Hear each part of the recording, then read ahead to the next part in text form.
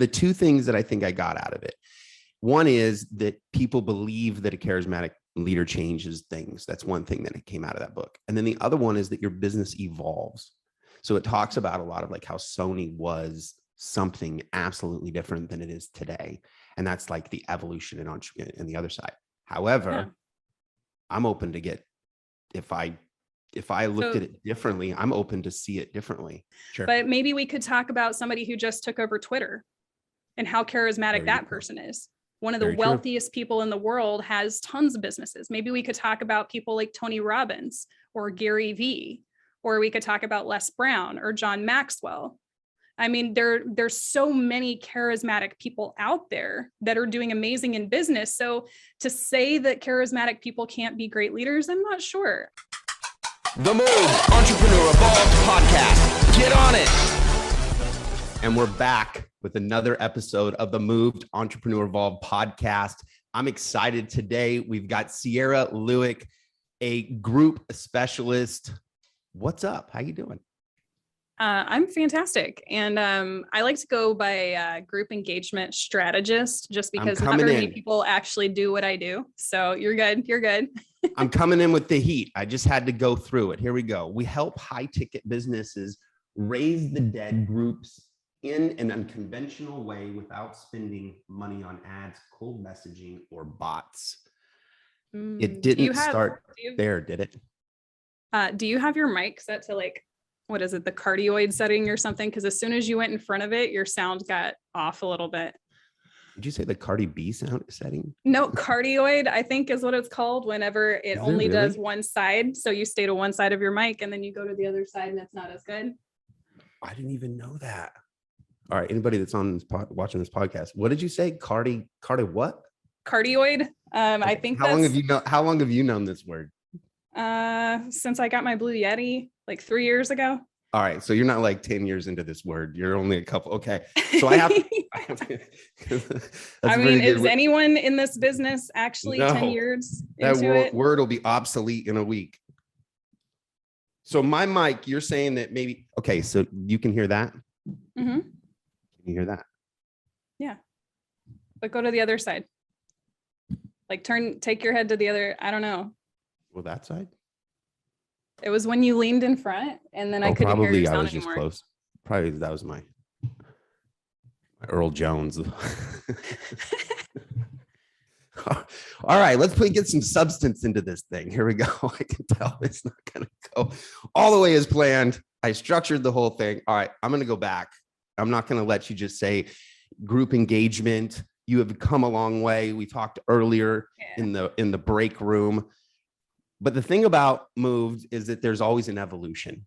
And so one of the things that I did notice is that inside of what you do now is a lot of building and teams and things like that. And I have you as a former community leader at HHB24FA. I'm sure there's more in that, but doing groups and things like that, I would think that some of the things that you did in your past, maybe it's leadership and things like that. What are some of the things that when you were younger that you see today as being an entrepreneur that are profound or that were when you were at a younger age?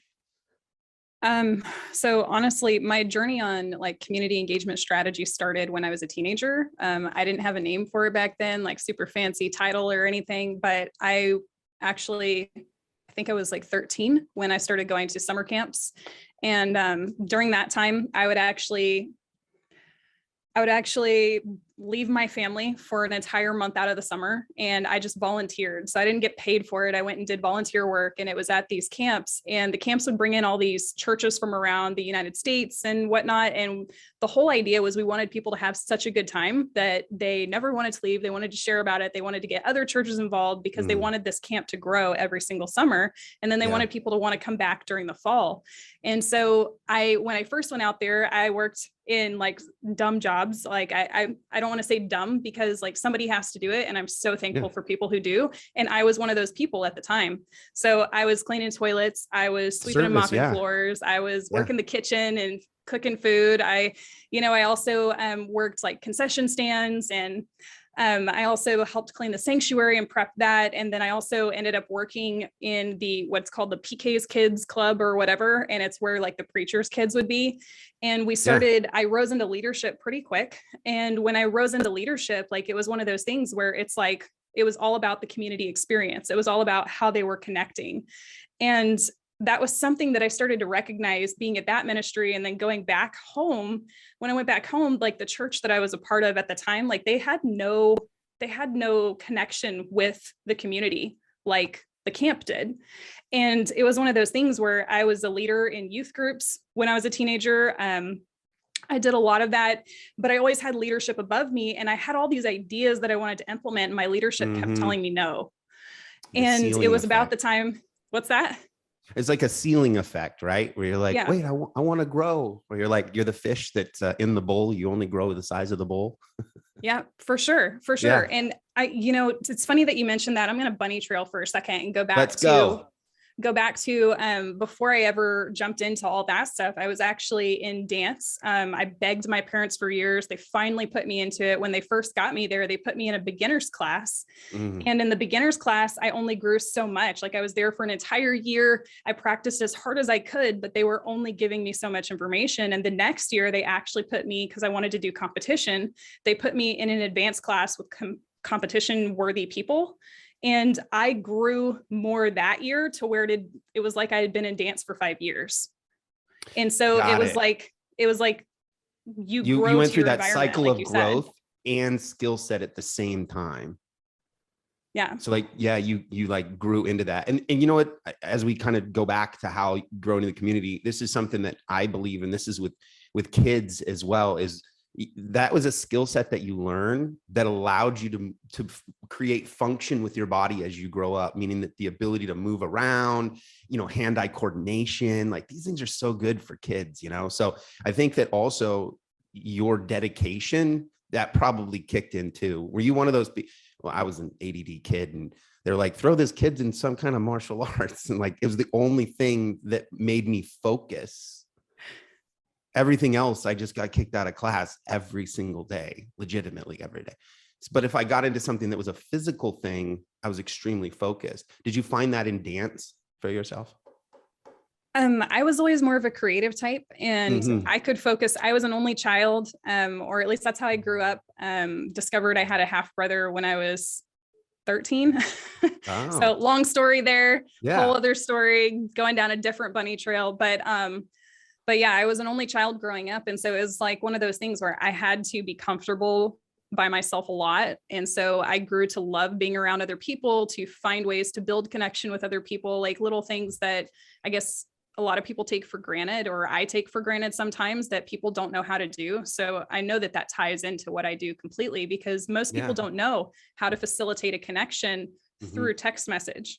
Most people don't realize that when they send a text, whatever emotion that person on the other side of the computer or technology, whatever that person's feeling in the moment, they're going to paint that light on your text message. So if they feel angry, they're going to view it kind of abrasively. If they feel sad, it's not going to make them happy. If they feel happy, it's going to be viewed with a more positive light. And so I think a lot of people don't realize that, because when you're in person, you can read body language. There's little nuances and things that you pick up on that just doesn't happen with technology. Yeah, we definitely, during that time, pulling that together, which I think would be cool. It would be, as you, the time that you were back then and you were moving those things, what were some of the mediums that you use? You just brought up text message, but I don't think text message was the thing at the time. I'm not trying to say that it wasn't a couple of years ago. I'm just giving a guesstimate here. It was more than a couple. That's cute. I'm totally comfortable with my age. I'm 36. I'm very proud of that. I'm a mom of 5. I've been married for almost 18 years. That's amazing. Yeah.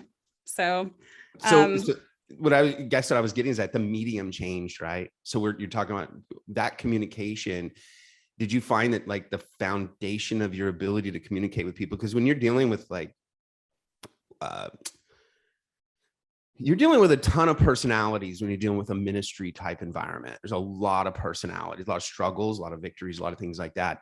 As you moved into business sense, what are those same things that you used in communication? Because you just brought up text messaging. Yeah. So when I was 18 is when I got married. At the time, we started working with church plants, like local church plants. I started working with local organizations, also with like small businesses. We launched our own construction company back then, and we Okay. had our own construction company for a time. So I've always been an entrepreneur at heart. Like I even have like this ridiculous story of me as a kid, like 6 years old. I read this, I don't know, I don't even remember the book. It was a dinosaur book, but it had like this whole like secret code in the back. And one of my friends was like, "Oh, that's so cool. I really want that." So I took that as, "Oh, they'll pay me for it." And I hand wrote out all of those onto a paper, and then I wrapped them up and put them in envelopes so that when my friends came over, they could pay me 25 cents to get one. I sold nothing. Nobody wanted any of them. So lesson learned, build what the market actually wants. Or maybe you're just in front of the wrong people. Yeah, perhaps, or perhaps it looked like a little kid did it on a free piece of paper with free envelopes. I don't know. I'll have to go back in time and ask myself. Your audience was too intelligent. Your audience was too intelligent at that age. Perhaps. So then, and I'd like to kind of give you, so you dove into some construction, and you guys had a construction company. So there's a lot of learning in that process. So now that's, because we're going to make our way to the internet, right? So if we pull it back in and reel it back in, I don't know, maybe it's your vibe and your energy that's making me want to bunny trail so much. I don't know. Maybe it's the Red Bull you're drinking. I'm just like living vicariously through you right now. Oh man. All right. let me have to meditate some more. I think. No. So back into the construction, like we had that business for almost 10 years. And we also, again, we were helping with church plants, like helping churches get planted in new communities. And one of the things that I started recognizing on both sides, whether it was business or it was small organizations or it was churches, is that there would be like one church that had been there forever, was already very well connected in the community, but it was small. And no matter what they did, no matter what gimmick or hack or marketing strategy that they tried, and churches don't have a very big budget, so obviously they weren't spending a lot of money on advertising, but no matter what they tried, they would still stay small. Like they just couldn't really grow. Their only hope for growth was like people having babies and then the babies wanting to stay in the church as they grew up. Yeah. So then you'd have these other churches that would come in and like they would just build this mega church, and then suddenly it was like they were growing like a wildfire. And I started studying that at that point. My son is my second born. He's about 14 years old. When I was pregnant with him, I actually jumped into the online world. Facebook groups didn't exist at the time. And so we jumped into Cafe Mom, and it's kind of like a Reddit style forum. And I was admin over a lot of groups there. I saw the exact same thing that I saw in local communities, where you'd have two groups start essentially at the same time. They were like due date groups or something like that. They would be for the exact same thing, but one of them, no matter what they did, would stay small, and the other one seemed to grow like a wildfire. And so I started studying this. I started figuring out like what were the differences, what were the nuances, and I started adminning over several groups. I ended up getting sponsorships. We found other ways to monetize, and that's kind of where my growth journey started. And when we crossed over to Facebook initially, everything kind of died because Facebook groups in the beginning kind of sucked. They're better now. Facebook has sunk literally millions of dollars into making groups better and communities better. And they started advertising that about was it a year ago? It was about a year and a half ago. They started just saying, let's push actually Zuckerberg came out. It was before Metaverse. It was right before. It was before Metaverse. It was actually before COVID really hit here in America. Because I remember that Super Bowl before COVID hit. That Super Bowl, they sunk $3 million into a Super Bowl ad for Facebook groups specifically. I remember that. Yeah. And so as they transitioned, as you're coming into what your specialty is, as you go through that and you started to see this, you started to realize that people are wanting to then build communities online. And that was what you connected together. Is that where your aha moment came? I actually joined and jumped into, I was already building communities. I loved it. So it was just something I did very naturally. And I started helping out with, again, with local organizations and small businesses. I was giving my services away for free because I had this really strange belief in the beginning that if I just did a lot of really great work, somebody would eventually be like, oh my gosh, this is so good. I want to pay you to do this. That's not actually how it works. You actually have to ascribe value to yourself first and start charging first before people decide that they want to pay you for it. Otherwise, people will choose your value for you, and it's usually not very much. Let's dive into that a little bit more. That's a great subject. So what you're saying is that as people go out there and want to give away their stuff, people will pull forever. Is that where you're getting at? They'll take forever. So I like to think of it like if you already have an offer and you're already charging and you already have clients, there's a lot of value you can give for free. That's not what I'm talking about. I'm talking about for the people who haven't even taken the time to build an offer yet. And I don't know, like based on your listeners, like who's listening to this, who's hearing our voices right now? Is it people who are more established in business already? Or is it people who just haven't even taken the time to build their own offer yet? Who do you think is listening? So there's two different sides because there's an evolution of the entrepreneur. So I think that we sit on two different sides. One is, I think some struggle to starve would be a very honest statement, right? And then the others are looking at momentum in the next phase of momentum. And so I think they already have an idea of what they want to sell.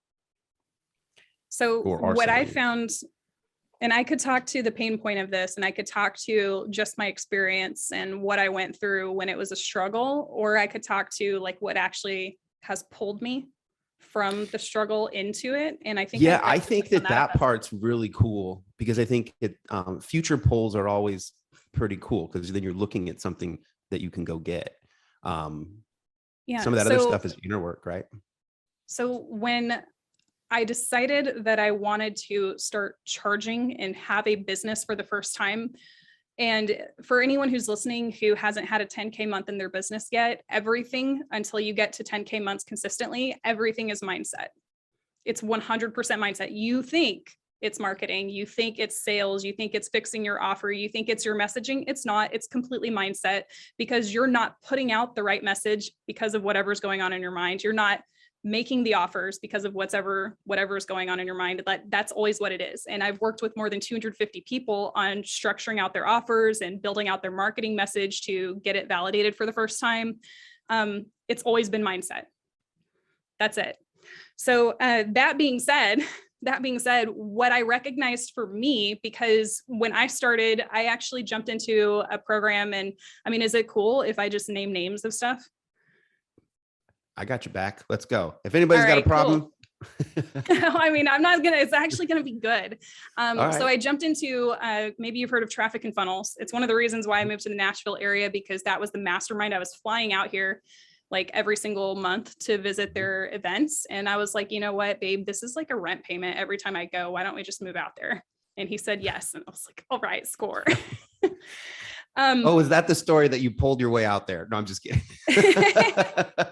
So that being said, though, whenever I jumped into Traffic and Funnels, they had a program called Client Kit at the time, and Client Kit's very different than it was a couple of years ago, but it was the first place where I realized that I could charge. And one of the biggest things that I got from that program was accountability partnerships. I was surrounding myself in the atmosphere of people who were used to collecting lots of money all the time. So I began to think like them. I began to talk like them. And then I recognized about a year ago that I was starting to surround myself with people who were at the same level that I was, instead of finding people who could pull me forward. And so when I started surrounding myself, and those were the people I was hanging out with all the time, and those were the people I was like partnering with and collaborating with and all of that, I recognized that I was causing myself to stay stuck, because the way that they operated their business and the way that I operated my business wasn't built for scaling. The mindset there wasn't built for scaling. So I started surrounding myself again and started searching for like who has the gap fillers. And I put myself in a new environment with people who were much further ahead than I was. And that is one of the number one catalysts. So if anyone listening here today gets anything out of this, like nothing else, this is the only thing you get. Put yourself in an environment of people who are where you want to be. I think that is That's exactly what it is. It's almost, you try to explain it to people. And it's almost, I always talk about the Jungle Book because you watch Mowgli go into the jungle and he's kind of just this human. And the next thing you know it, you see this person, he's now part of the jungle, right? It's like you become your environment. What are some things, and this is something because I can tell you've seen this so many times. I've seen it a lot too. And I think that there's some things in this conversation of what does the word mindset really mean? And I'll just throw mine one side of it. And I think one of it is how you look at things. And I know that it's the word mindset, but it's really how you look at things. And I think there's another one that is how you let things go. Interesting. And so one of the things that I found kind of through this process is that people have this thing that they're holding on to and they can't let that go, and they can't, which doesn't let them just kind of move forward, but they also don't see it the same way. Like, so for example, and then maybe you have some, things that you've seen as well, but the example is like, if I've never been in business before, then when I go and service somebody, then they're not happy with my work. I'm not prepared to understand that there's 10 customers that includes maybe how much it's going to get to be in business, like for the month. So not every customer is going to be mad at you. But if you have never been in the phase understanding that people do get upset with you, that's what business is also about, then that mindset shuts. You don't understand that that's part of it. What other areas in mindset that maybe you'd see as more detailed? Like mine would say, you got to let sometimes people's opinion go and keep trucking. And that's maybe part of a mindset. What maybe for you? Well, when you're talking about like letting go, I feel like there's so many things that, so it's funny. We haven't mentioned anything about it on this, but like, there are so many things that come up in life that could hold you back. And for me, one of those things that could have held me back happened. Geez, my son was 11. So like 3 years ago, we were sitting in and this was before I launched my business. We were sitting in our living room and all of a sudden I hear behind me, because my son is cooking brunch in the kitchen. He has such a giving heart and he would like gets up and cleans in the morning, does his chore, does all of that, is in the kitchen cooking brunch for everybody at 11 years old. And my daughter, who's a year and a half older than him, starts saying, "Hey, Israel, are you okay? Like, did you hurt yourself? Are you okay?" And I was like, "Hey, babe, can you go check on that?" And so he gets up and goes in the kitchen. He's like, everything's really quiet, but I can hear some commotion. So I get up and I go in there and it's like eerily quiet, because I look over at my son and my husband's holding his hands over the sink and my son is not even reactive. And his hands looked like egg noodles. What had happened was while he was cooking, it ended up that he had a focal seizure. We didn't even know he was having seizures. Wow. And he picked up a hot pan with his bare hands and his fingers and palms had 2nd and 3rd degree burns. And in that moment, it was like almost like time stood still. And then suddenly he came to and he realized his hands were burned. And before he was like sitting in front of the stove cooking. And then all of a sudden he's at the sink and he's like freaking out and screaming. We get him to calm down. We end up taking him to the hospital. It's funny because what was happening with the seizures wasn't as important as taking care of his skin, because he could have lost all of the feeling in his hand. Yeah. So they ended up bringing us in for testing. They got him in on some medications because of the seizures to try and prevent that, because apparently that can get really bad when you're going under and coming back out of anesthesia. Yeah. And he ended up getting a couple skin graft surgeries before we found out and realized that the seizures were caused by a brain tumor. And it was in those moments when he was taking medication and the medication was making his depression amplified. And when he couldn't use his hands for anything, when he couldn't even hold a remote to watch TV. He couldn't hold a pen or paper or whatever to draw or write. He couldn't even hold a book. He couldn't play on the computer like a lot of kids like to do. He was actually really active, like to go outside with his friends. He lost all of his friends. They started making fun of him. They're jerks. Kids can be jerks sometimes. Yeah. Like he couldn't do anything with balls or like riding bikes or anything with wheels, where he could get severely hurt because he could have a seizure at any time. Wow. And so he lost like everything in his life that brought him joy at the time. Yeah. And it was in those moments where I was having to rise up and be that motivational and inspirational speaker for him, that I started recognizing, you know, I was not pursuing my dreams. I was not doing the things that I wanted to do. And I was sitting here telling my kids they could do and be whatever they wanted. And I was going into my closet and crying, and then coming out and like just being that positive person for them, but not showing them with my life. And I recognized that I was allowing this stuff to hold me back, and nobody would have faulted me. Everyone would have supported me. Even if that happened to somebody else, I would be like, cool, I'll help you make food. I'll help clean your house. I'll come over. Yeah. Like, you need somebody to watch your other kids while you go do this with your kid. Cool. I'll be there for you. I would support other people like that. And other people were supporting me like that. But at the end of the day, when I laid down and I was putting my head on my pillow, and even though I had my husband next to me, I'm stuck in my own thoughts. And I'm like, you are not showing them, and you are not doing everything that you know you could do. And it was in that moment that I recognized there's going to be stuff that could hold you back, but it doesn't have to. You get to make that decision. And so whether it's somebody in your family has something ill happen, or you're sick, I mean, look at all the people who have like severe injuries and then go out and do amazing things. Look at people like, oh my gosh, her name just slipped my mind. Blind and deaf, and then ended up writing an amazing book. What was her name?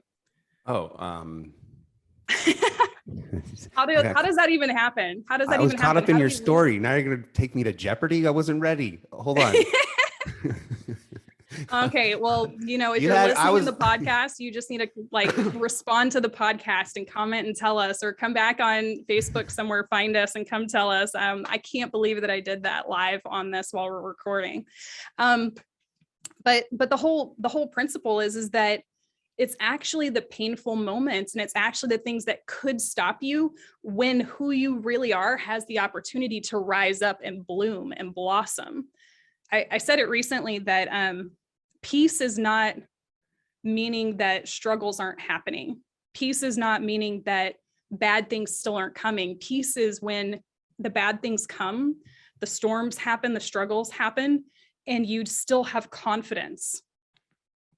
And whatever that confidence may be, that you're going to make it through to the other side, or that you have support there with you, or that maybe you don't have support, and maybe you're like on your last leg and you feel so alone, that there's somebody out there who's feeling just like you, that made it through, and that you can also make it through, and that there's just hope on the other side. And that I think one of my favorite sayings is from Les Brown, and he said, it's like, you just have to believe that it's possible.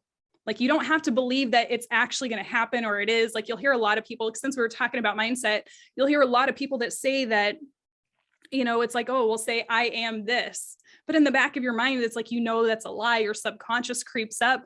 And I find that using the words "it's possible" allows your mind to start making that transition, to start looking for the ways to make that stuff happen, to make it through to the other side. And anyways, No, that's good. I think one thing that is super valuable, because I think that, and this is something that I try to pull back, because I think that the story of like everything you're saying is so key. It's like, you literally just said, I ran into all this opposition, but I still chose to rise up. That's really what you did.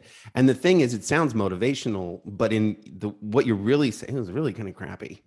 I mean, I'm not saying that it wasn't your experience, but you're saying it was terrible. It was terrible. Like, my son ended up having to have 2 more skin graft surgeries. After that, he was in the worst pain of his life. His very first skin graft surgery, he couldn't even fully extend his fingers, and he had 92 staples. They didn't do stitches, they had staples. So he came out freaking out, looking like Frankenstein. And I mean, like, a kid having to go through that sucks. And I'm sitting here like just kind of dying inside as a mom, because like, what can I do? Yeah. There's literally nothing I can do to make his pain go away. The only thing I can do is So your decision was to be a good example. Right? It happened later. It took me 2 months. It did. It took me 2 months, but like after 2 months, I was like, I could sit here and just like suffer and just allow that to just mourn, or I could get up and it's like, what, life goes on. And I mean, at the time, I honestly wasn't sure whether or not he would be there for another year or not. And I was like, if something happens, what do I want my life to look like? And I'm so thankful that he didn't die, but it's like he ended up having to have a brain surgery. And I was jumping into, like, circling back to what I mentioned before about traffic and funnels. 2 weeks after his brain surgery is when I joined Client Kit. Okay. So now you're learning with pressure, right? Yeah, you're learning with pressure. At that time, once you started to kind of do that, I think maybe we could shift this in a way that works out right. And that is, I think that you read books. I have a whole library, a bunch of books all over the place, and everyone always comes down to this weird mindset thing, right? I just read this book. It was The Fast Lane. And at the very end, it was 2 chapters, and literally it's like, everything I just told you makes no sense if you can't figure out your mind on how this thing works. And I think it's so funny. It's almost like, here's a beautiful car, but if you don't know how to drive, it's absolutely irrelevant. So my question for you, because you've also you gave away the number over 250 business owners that you've worked with. Let's talk about one of those things that mindset is, because it's actionable. And I think that that's something that people underestimate, is that you have to take action. You can't just think about stuff. This isn't think about it. I guess it is, but you better go do something. So what are one of those things that in this community of groups, be a little more specific, where do people give up early? Give up early. So in this, so we're going to have to describe that situation. Perfect. Here we go. I'm a storyteller. See how I can do it here. I wrote this down. I'm just kidding. So someone starts a group because they want to create a community. In that group, you start to build a community. You get 1 person, you get 2 person, you get nobody that's saying anything in your group. That's where mindset starts to kick in. So at that point, where's that actionable piece? Because you're building a business that you would suggest that would be combined with that, I believe in myself. What is one of those things at that point? So if you're in the beginning stages of building a group and you have more than 2 or 3 friends on Facebook, your group should be more than 2 or 3 people. Just as a side note, you're not going to have a really great group that's highly active and highly engaged with less than 100 people, just because most people aren't on Facebook every single day. So it just doesn't even make sense to have that expectation. I think a lot of times, let's do this. In business, when people are launching groups or starting groups for something, there's these really high expectations for numbers, but it doesn't really make sense. It's like building out a funnel and expecting hundreds of people to buy, but you're not putting it in front of thousands or hundreds of thousands of people. They have these unrealistic expectations of how many people should be engaging or how many people should be. Yeah, because if you're expecting 2%, they don't have a volume. Yeah, 2% closing ratio is very difficult on 3 people. Yeah. Yeah. So that's a great example of mindset, because what you just shared was your expectations is a part of that. Yeah. Yeah. It's people have unrealistic expectations. And so people will come in and they'll say, it's well, I don't know what's possible. So I'd really love to hit, a 20 or a 50K month. But if I could just make $5,000, I'm like, that's 1 client. What are you talking about? And that goes back to what I was talking about before about how your environment is everything. If you're surrounding yourself with people who aren't used to selling higher ticket products, you're probably not going to sell higher ticket just because you just don't know how. It's the same thing. Real estate people are used to slinging around numbers in the 100,000s and millions. That's just normal for them. Maybe if you're brand new to high ticket, go hang out with some real estate people, talk numbers with them, see what it's like for them. Just elevate your mind, elevate your way of thinking, elevate what you know is possible, because a lot of times it's what your expectations of what's possible that's holding you back. So it's if you don't believe that several hundred people will attend your next event, you're not going to hit up several thousand people to attend the event because you don't believe it. If you only think 30 or 40 will hit up your event, you'll probably only reach out to just enough people to get 30 or 40 people to show up. And then that's who will show up. And that's how much money you'll make. if you want $100,000 in a month, but your expectation is you can probably do 25,000, I guarantee you'll get really close to 25,000. Mm-hmm. Yeah. At that, so I guess that the mindset would also be that at that place, there's a grind in there.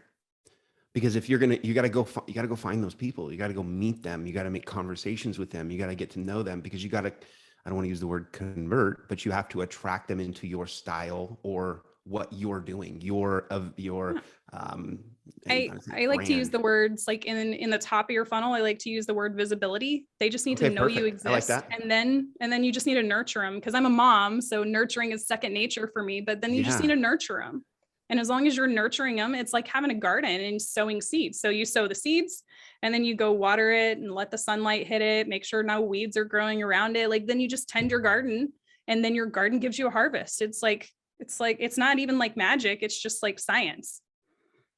Yeah, it's kind of funny, because the society that we're in with just quick text message, meet somebody, you can block them, the dating apps and all those things. We so quickly forget, like if we were in a small town, you would have to converse with people slowly, like, oh, hey, I knew your grandmother. How's she doing? Okay, I'm leaving. I got to come back.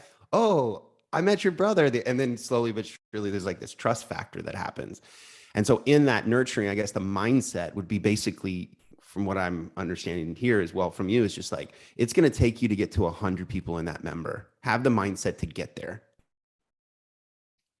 Yeah. And then from there, it's actually, I like to do it because I come from my husband was in the military for like 8 years. So I come from like that militaristic background. It's like the very first thing that we would do when we're setting targets or goals or anything like that, or we're planning something in the future, is we get that 30,000 foot view. A 30,000 foot view doesn't mean you dive into all the weeds. You just get, what does the vision look like? Okay. Once you get what the vision looks like, then you can backwards plan. Then you can start mapping out all the steps that it took to get to the vision.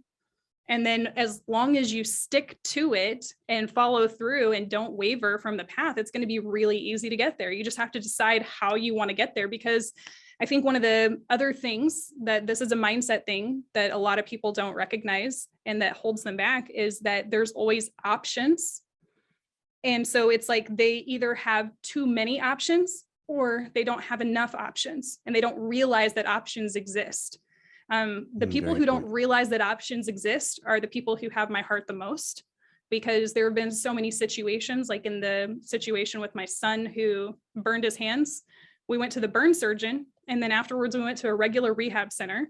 Mm-hmm. They were not specialists in anything. They were, generalist. And sure. So he ended up having to go in for a second skin graft surgery. He was in so much pain, still couldn't fully extend his hands. So they had to do another surgery so that his hands would fully extend during the surgery and put new skin. And I mean, they're pulling the skin from other parts of his body. So it's painful. It sucks. Absolutely. Yeah. And then after the second time, when we came back in and he had been into the rehab center and everything, the surgeon was like, I think I'm going to refer him out to a hand surgeon. And I'm like, why didn't you do that in the first place? Like, if I had known that existed as a mother, like, screw insurance, I would have been all over that. I would have been like, cool, I will pay out of pocket so that my son doesn't have to go through this pain. Absolutely. And when we got into the hand surgeon, they only did one hand at a time so he could still use his other hand, which was super freaking cool. And then she was like, okay, cool. And after the surgery, we're going to refer him out to a hand therapist. And I was like, there's another expert for that. Yeah. And it's one of those moments where it's like, most people just don't even know that there's experts who can help them. I get caught up in that all the time. Oh my gosh. This goes back to the whole like technology stuff that we were talking about before, is that like with the information overload and all this technology, it has like muddied the waters so much that people can't clearly see what they need. So they're just like grasping at straws and trying everything. I think one of my favorite things to say is, you ever heard the like throwing spaghetti at the wall to see what sticks? Yeah. Yeah. So with entrepreneur brain, it's like you grab one bowl of spaghetti because you're like, ooh, that's a good idea. And then you throw it at the wall to see what sticks. And while you're waiting to see what sticks, you grab another bowl of spaghetti, you throw it at the exact same spot on the wall, and it starts knocking down all this spaghetti that was sticking. You're so true.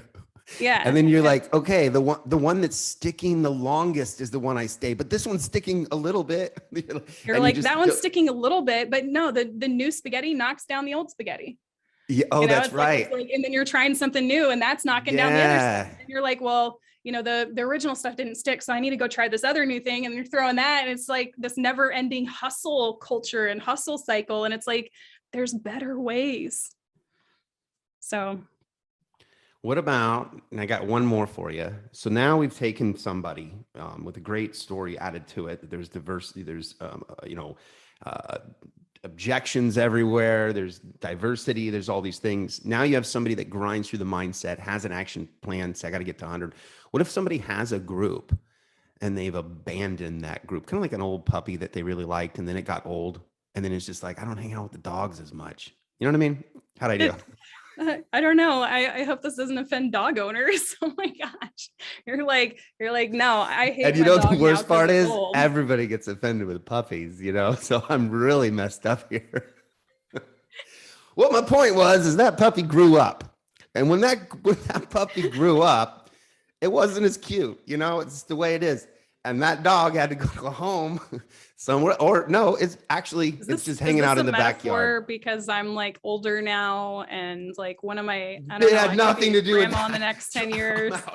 Okay. Anyways, I am done. I'm just kidding. Look, I've learned one thing about relationships. You know when to go. No, I'm just kidding. No, I guess what my point is, the resurrection of the old group that you've had. And you have maybe 1,000 people, you put in the effort, you did all those things, and now you have a group. What are some things you can do to get those people to reignite? Yeah, I love a good dead raising. It's one of my favorites. How'd I do with that analogy? Did I pull this in? I mean, I don't know. Well, how did he do, guys? Where can they? Hey, the puppy. Hey, stop. Where can they engage back on a podcast episode? Where do they do it? I don't know. I don't listen to a ton of podcasts. Are there like comment sections down below a podcast? By the 7th comment, it's going to be like, Jason Starbuck hates puppies. And in the 12th one, he's killed 13 puppies in his life. It's like, guys, no, all I want to know is about the group. Yeah. So whenever you're trying to raise a group from the dead, there's a couple of mindset things that come up. First off, people are wondering if their target market's even in there anymore, or if it's even worth it. Like I'll actually see a lot of people who are like, I just deleted everybody and I'm starting a new one. And I'm like, that's like deleting your email list. Like, why would you delete your email list? That makes zero sense. Like these are all people who were interested in something that you had to offer before.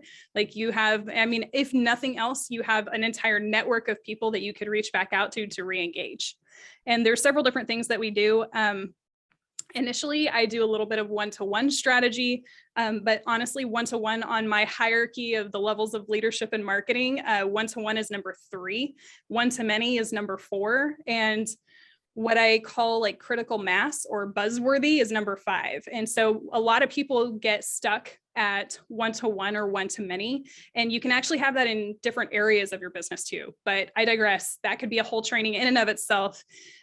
Whenever you're doing raising the group from the dead or reviving a dead group or something like that, start with a little bit of one-to-one outreach. Just get those people to like re-engage back in the group. Let them know you're doing something new, make some kind of cool announcement, and then actually plan for something cool in the group. Because if you make an announcement and then don't do anything, it's kind of like the boy who cried wolf. I don't know if you know that story. Go Google it. I'm not going to tell it. We do. But it's like, you don't want to become a liar. So like, go do something cool, plan something cool, invite people to come back in. You'll get a lot of people who do. One of the very first things that we do with all of our clients is we make sure that inside of their group, they're getting other people to post as quickly as possible whenever they join the group or they're reviving the group. Because if you can get other people to post, you can get other people to engage with each other.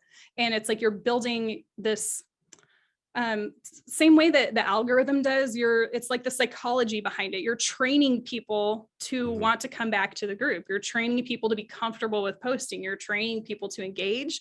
That's what my strategy. I just got told the other day, I was talking to another person who does marketing to come in and do some done for you stuff for my team. And And she's like, yeah, usually the people that I work with, their stuff isn't as complicated as yours. And I was like, complicated? It's not complicated. It's all templated and it makes it super easy. Like all my stuff for my clients is just plug and play. Like they don't even have to think about it. And apparently, what we do on the psychological side is really complex. There's a reason for everything. I don't explain every single reason in every training. Thank God. People would probably like cry or I don't know, stab their eye with a fork. But everything we do is very psychological. So if you can just get people to engage from the moment that they come in, like that's going to be one of the biggest factors for how engaged your group is, not just a month from now, not just 3 months from now, but actually like a year from now. Yeah. Because people There's are an going old to saying remember. that says how we start things or how we finish things. Yeah. I like that. And so when you get them in the group, get them immediately to try to post something, and that maybe post your city, post anything. And then that's the first round of engagement though, right? I mean, that's what it is. They've basically, it's almost like getting someone to buy something a second time. If you can get them to say hello to the group. I'll see a lot of people who are business owners who start a Facebook group is that inside of their group, they'll drive traffic away from their group, away from the community. So they'll be like, hey, go to this website over here. Hey, download this over here. Instead of driving people back into the group. Like it needs to be like, I mentioned critical mass, which is actually like a scientific term, but what it is it's basically like all these things come together.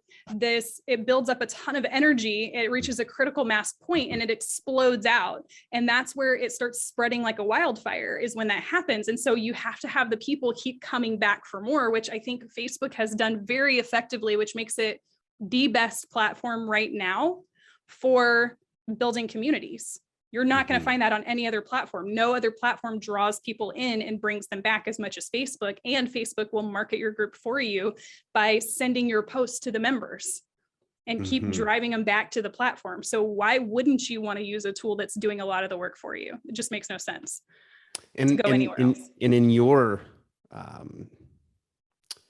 I would assume that this would be it, but in your side, do you look at it like they should have an experience, or do you like the idea of they come there for just information? What are some of the ones that you see are most successful? Is it an actual experience? I mean, like with the board behind you, you got LFG behind you, you've got hearts back there, you've got cool background, you've got yourself. You give an experience, I can already tell.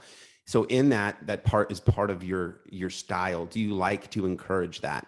So people, is the group, should it be that experience? I mean, is that how it should be, or can it be just tap? So I build all of our strategies off of, maybe you've heard of Tony Robbins' 6 basic human needs, but like when I work with people, we're not just building it. And there are other groups that make a lot of money. And if that's all that interests you, great. I have several people I can send you to if that's all you want to do. If all you want to do is use your group like a webinar platform, I know some guys that are amazing with that.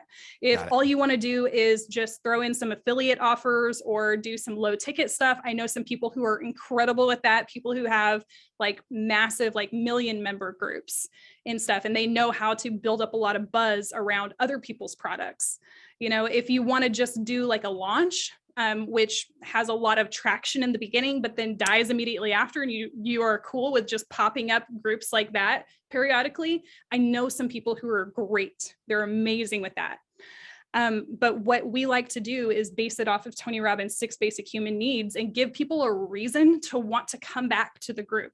Give them a reason to want to check back in. So we like to give them certainty where they know that things are like, if they come to the group, they know exactly what they're going to get from it. They know how they're going to feel when they're there. They know who they're going to find. They know what kind of caliber or quality that they're going to get from the group. We like to give them uncertainty. So they have some excitement because there's different new things popping up all the time. They never know, like, what's that spice? Like variety is the spice of life. They never know what they're going to get there. Good one. We like to make them feel like they're contributing to something, giving them that sense of contribution, like they matter, like they're the hero, like not me. I don't want to be the hero. I can help a lot of people, but if I get stuck in that hero mentality, like I'm going to be miserable because there's going to be some people who don't show up for themselves and I'm going to try and drag them across the finish line. And then I'm going to stop giving of myself to the people who are helping themselves. And that sucks. You can't. If everybody wants to rewind that, I want you to go back and just listen to that again, because that's gold. It's so true. And okay, I'm gonna let you keep going, but that's a really good one. It's a good one. Yeah. So if you're listening on the podcast, like rewind it now, go back and listen to that like 3 or 4 times and just let that sink in for a minute. Yeah. Don't be the hero. Help them be the hero of their story. I actually have a new client that just started in the last week, and I really loved what she said. I asked her a question and I said, why does it matter? We go through this exercise. Every single client gets to go through like a diagnosis call with me where we diagnose what their brand's movement is going to be. And we walk through a series of questions. So I asked her this question. I said, why does what other people think about you matter?